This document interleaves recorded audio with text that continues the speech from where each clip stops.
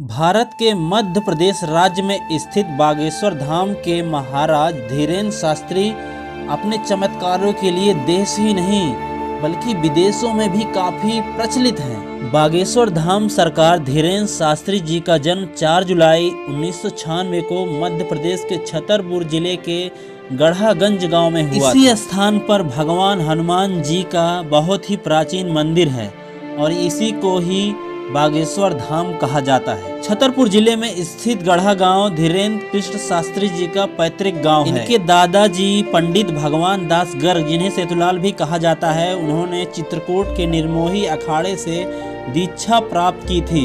इसके बाद ही धीरेन्द्र शास्त्री जी के दादाजी ने बागेश्वर धाम, जो कि वर्तमान समय में काफी प्रचलित है, इसका जीर्णोद्धार करवाया था। दादाजी पंडित भगवान दास गर्ग इसी धाम में दरबार लगाया करते थे। धीरेन्द्र शास्त्री जी के पिता राम कृपाल गर्ग कोई कार्य नहीं करते थे, वह नशे के आदी थे। परिवार में इनकी माताजी सरोज गर्ग एक गृहिणी हैं, हाउसवाइफ हैं। धीरेन्द्र कृष्ण शास्त्री जी के एक छोटे भाई शालिग्राम गर्ग हैं, जो कि स्वयं भी बागेश्वर धाम को ही समर्पित हैं।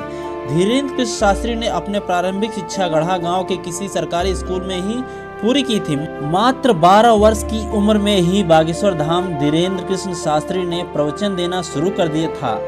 कहा जाता है कि बागेश्वर धाम सरकार धीरेन्द्र शास्त्री जी पर बालाजी हनुमान की बहुत ही असीम कृपा है, उसी कारण इन्हें बहुत ही सारी सिद्धियां प्राप्त हुई हैं। धीरेन्द्र कृष्ण शास्त्री जी के परिवार में कुल 5 सदस्य हैं।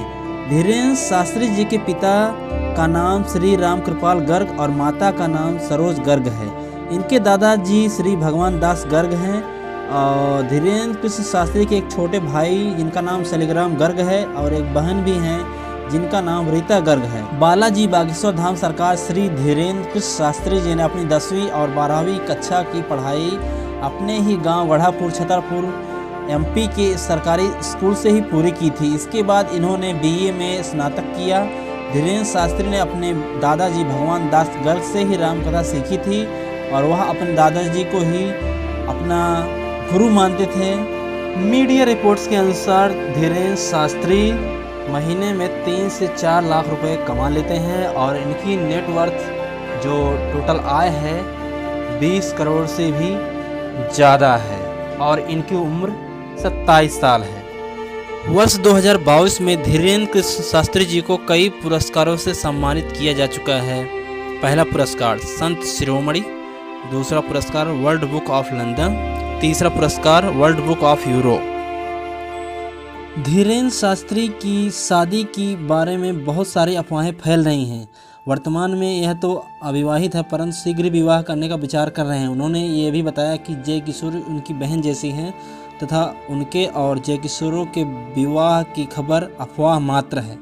तो जय किशोर के साथ शास्त्री जी का विवाह जो है एक बहुत बड़ी अफवाह है। 25 जनवरी 2023 को नागपुर पुलिस ने धीरेन्द्र शास्त्री को नागपुर में उनके सार्वजनिक कार्यक्रमों में अंधविश्वासी गतिविधियों को बढ़ावा देने के आरोप में क्लीन चिट दे दी। पुलिस आयुक्त अमितेश कुमार ने कहा कि शिकायत की जांच व अखिल भारतीय अंधश्रद्धा निर्मूलन समिति के संस्थापक शिकायतकर्ता श्याम मानव द्वारा प्रस्तुत सबूत की जांच के दौरान ऐसा कुछ भी नहीं पाया गया जो कि महाराष्ट्र अंधविश्वास कानून के तहत कार्रवाई को आकर्षित कर सके। धीरेन्द्र कृष्ण शास्त्री जी जगत गुरु राम भद्राचार्य के शिष्य हैं। यह वर्तमान में मध्य प्रदेश के छतरपुर जिले में एक हिंदू तीर्थ स्थल बागेश्वर धाम सरकार के पीठाधीश्वर और प्रमुख रूप में सेवा कर रहे हैं। शास्त्री को रामचरितमानस और शिव पुराण के उपदेश देने के लिए जाना जाता है। ऐसा माना जाता है कि साधना के माध्यम से उन्हें दिव्य शक्तियाँ प्राप्त हुई हैं। उन्होंने अपने धाम में अन्नपूर्णा रसोई की स्थापना की है, जहां उनके अनुयायियों के लिए निःशुल्क भोजन प्रसाद की व्यवस्था की जाती है। धीरेन्द्र शास्त्री गरीब और बेसहारा लड़कियों की शादी समारोह भी रखते हैं। वहां प्राचीन वैदिक अध्ययन और संस्कृत को बढ़ावा देने के लिए वैदिक गुरुकुल की स्थापना भी कर रहे हैं। उनके अनुयायी मानते हैं कि शास्त्री को अष्ट सिद्धियों का वरदान प्राप्त है और 64 कलाओं के अधिष्ठाता भी हैं। कथित तौर पर शास्त्री ने 2021 में एक घर वापसी कार्यक्रम के दौरान ईसाई धर्म में परिवर्तित 300 हिंदू लोगों को वापस हिंदू धर्म में लाया। 25 जनवरी 2023 को मध्य प्रदेश सरकार ने शास्त्री को मिली मौत की धमकी के बाद उनकी सुरक्षा बढ़ा दी। और 23 जनवरी 2023 को नेताजी सुभाष चंद्र बोस की जयंती पर शास्त्री ने भारत को हिंदू राष्ट्र घोषित करने के लिए हमें अपना समर्थन दो, हम हिंदू राष्ट्र देंगे का नारा दिया। धीरेन्द्र शास्त्री के कुछ अनमोल वचन हम आपको बताने जा रहे हैं। जो विद्यार्थी प्रतिदिन माता पिता गुरु को प्रणाम करता है उसकी आयु बढ़ जाती है, उसकी विद्या बढ़ जाती है, उसका यश बढ़ जाता है, उसका बल बढ़ जाता है। दूसरा नंबर, दुख का झूला जितना पीछे तक जाएगा सुख का झूला उतने आगे तक पहुंचेगा।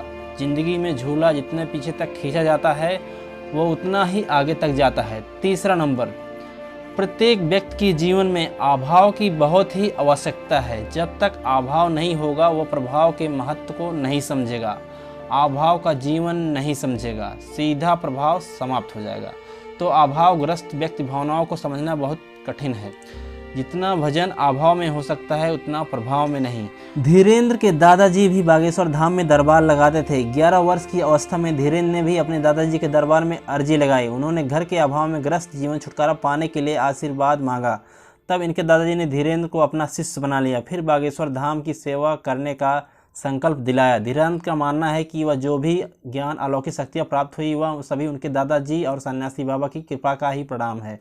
धीरेन्द्र के दादाजी पहले से ही गृहस्थ आश्रम को छोड़कर संन्यास आश्रम में प्रवेश कर चुके थे। 2010 में इनके दादाजी सेतुलाल गर्ग ने काशी में अपनी देह को त्याग दिया। तो यह थी धीरेन्द्र कृष्ण की बायोग्राफी।